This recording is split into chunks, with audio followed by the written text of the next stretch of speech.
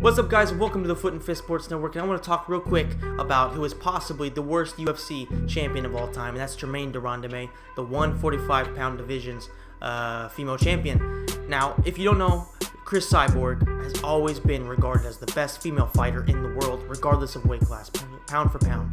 She has knockout power, she has awesome jiu-jitsu, she's just amazing in every single way, especially her clinch game. She's just a monster. She knocks people out consistently. She's been undefeated for about 10 years. The only person that's been able to beat her so far is Dana White. The UFC has continuously tried to screw her over, has slandered her name, called her basically a tranny, has just said a lot of disgusting things about her, and realistically, if it wasn't for Dana White, she would probably be the most popular female fighter in the world, because regardless of what she looks like, she is a monster. She's also really nice. On Instagram, she actually blew me a kiss, which I had no idea why.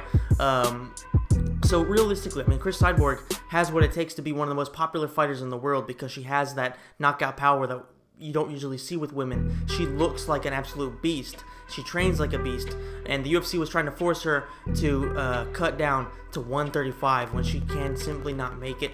And so what did they do? They made a 145-pound division for her. Now, Cris Cyborg was flagged for an illegal substance, which was then discovered to be a prescription medicine that was prescribed to her by her doctor because of how bad the weight cuts were. So there was nothing illegal there. It was completely proven that she was innocent and all that stuff. So at that point, the UFC decided to make Holly Holm, the former UFC 135-pound champion, females, decided to put her against Germaine De Randamie for the Female Featherweight Championship. And it ended up being a pretty boring fight. Germaine De Randamie actually cheated 2 times in that fight. She hit Holly Holm after the bell twice. And the second time she did it, she actually laughed about it. She was pretty much proving that it was definitely on purpose, which is disgusting, especially because of what she says next. Essentially, her manager went on MMAfighting.com and said that Germaine De Randamie is going to refuse to give Cris Cyborg a shot at her title because, in her opinion, Cyborg is a dirty cheater. She's cheated her whole career. She's been cheating, in the UFC as well. And in her opinion, she doesn't even deserve to be in the UFC, let alone get a title shot. Now, listen. All right, Cyborg did test positive for steroids in 2011, but since then she has been crystal clear. She's been very, very clean. This whole little exception that just happened with USADA, that is completely been proven that she is clean. So you can't really call her out on that. And I understand that Germaine De Randamie is fucking terrified of fighting the most terrifying woman in combat sports. But I mean, at this point, if you're a UFC champion, you have to take on all comers. You didn't see Johnny Hendricks backing away from fighting Robbie Lawler. You didn't see Cain Velasquez, backing away from fighting whoever it was, JDS, Verdum, and all of these monsters. People cannot back away from fighting the tough fights, and especially when you're in a weight class that was built for Cris Cyborg. You think the UFC is really just gonna sit there and not strip you of your title? You say, I would rather be stripped of the title than fight Cyborg. Well, guess what? Nobody even gives a fuck about who you are. Nobody knew who the fuck you were before you fought Holly Holm. Nobody even cared about you before you had a title. Nobody's gonna care about you now. Nobody's ever gonna care about you if you continue to act like this. Cris Cyborg is the only person in that division that people really want to see. Thus, either you fight Cris Cyborg or get the fuck out of the way. I mean, that's just the realistic way that this has to be. Dana White most certainly is going to sit there and be like, okay, Goof, I'm going to let Germaine De Randamie do whatever she wants because she's as popular as Conor McGregor. That's not going to fucking happen. She's going to have to either relinquish the title or get her ass beat by Cris Cyborg. I don't really know which one's worse. I would probably just fight Cris Cyborg, because at least you're going to make a payday out of it. Because let's be realistic, she isn't going to get paid very well regardless, because she has no character. She apparently is afraid of fighting the tough fights. I mean, fighting Holly Holm, with all due respect to Holly Holm, is not really a dangerous thing. I mean, yes, she knocked out Ronda Rousey, but she's really a volume fighter. And Germaine De Randamie, being a Muay Thai expert, wasn't ever going to be in a lot of danger when it comes to head trauma. Cris Cyborg is a completely different beast.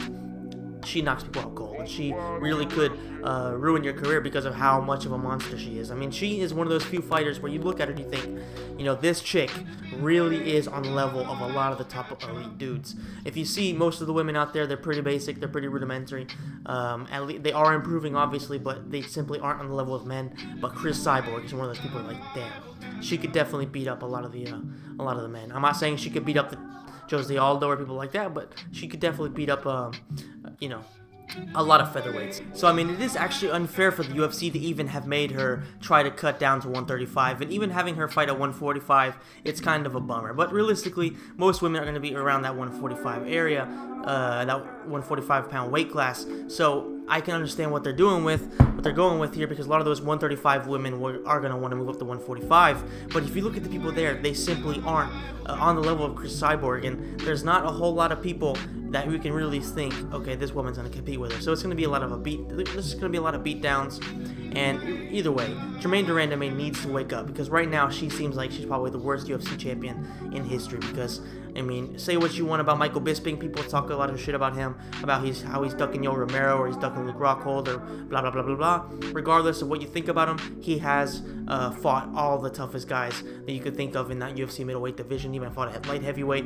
I mean, he has done a lot of things to really prove that he is definitely not a pussy, even though a lot of people are talking shit about him. And even I, at times, talk shit just because it's kind of hilarious, and the fact that he is so easy to talk shit about. But Michael Bisping, even though people say that he might be the worst UFC champion in history, no. Germaine De Randamie easily takes the cake for being that. So there's definitely a lot the UFC needs to think about there.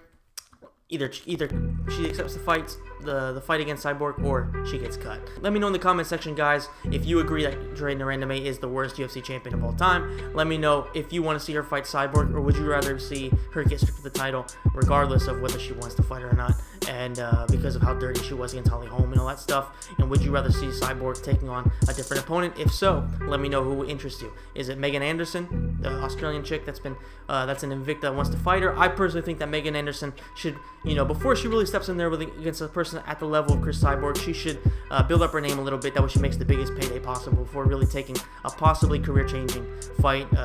Maybe not even be the same fighter again after fighting Cyborg. So let me know, guys, all the things you want to see regarding Cris Cyborg. If you enjoyed the video, please hit the like button. Please subscribe to the channel. Please share with any friends and that are interested in mixed martial arts, and I will see you in the next video.